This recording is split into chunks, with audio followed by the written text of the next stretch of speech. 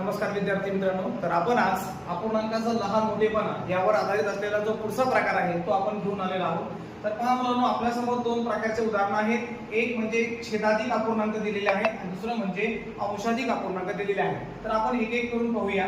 तर छेदाधिक अपूर्णांक म्हणजे काय? तर दिलेल्या अपूर्णांकामध्ये छेदस्थांची संख्या अंशापेक्षा जर मोठी असेल तर आपण त्याला छेदाधिक अपूर्णांक म्हणतो।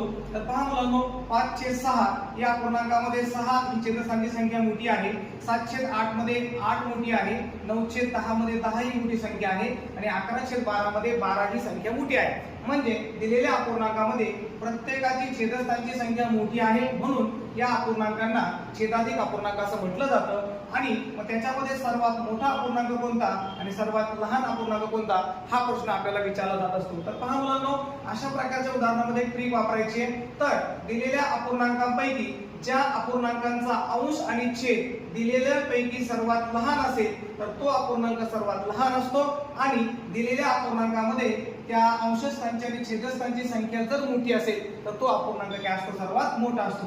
म्हणजे नियम असा लक्षात ठेवायचा आहे, छेदाधिक अपूर्णांकामध्ये दिलेल्या अपूर्णांकापैकी ज्याचा अंश आणि छेद मोठा असेल तो अपूर्णांक मोठा। म्हणजे ह्या उदाहरणामध्ये पहा मुलांनो, 11/12 हा अंश आणि छेद मोठा आहे, म्हणून दिलेल्या अपूर्णांकापैकी तो मोठा अपूर्णांक असेल आणि दिलेल्यापैकी 5/6 याचा अंश आणि छेद यांच्यापेक्षा लहान आहे, म्हणून तो अपूर्णांक सर्वात काय असेल? लहान असेल। म्हणजे छेदाधिक अपूर्णांकासाठी ही ट्रिक आपल्याला वापरायची आहे। त्यानंतर अशाच प्रकारे अंशाधिक अपूर्णांक आहे पहा मुलांनो। तर अंशाधिक अपूर्णांक म्हणजे काय?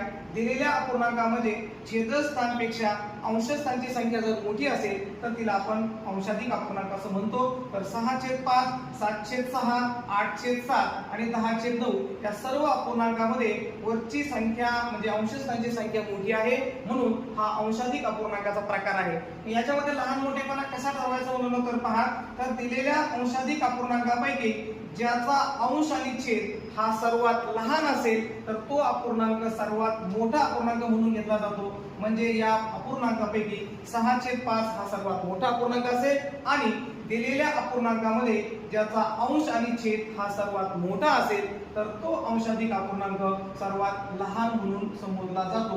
म्हणजे मुलांनो, यासाठी नियम असा लक्षात ठेवायचा आहे, अंशाधिक अपूर्णांकामध्ये दिलेल्या अपूर्णांकापैकी जर अंश आणि छेद हा सर्वात लहान असेल तर तो सर्वात मोठा अपूर्णांक असतो आणि ज्याचा अंश आणि छेद हा सर्वात मोठा असेल तर तो सर्वात लहान अपूर्णांक असतो। धन्यवाद।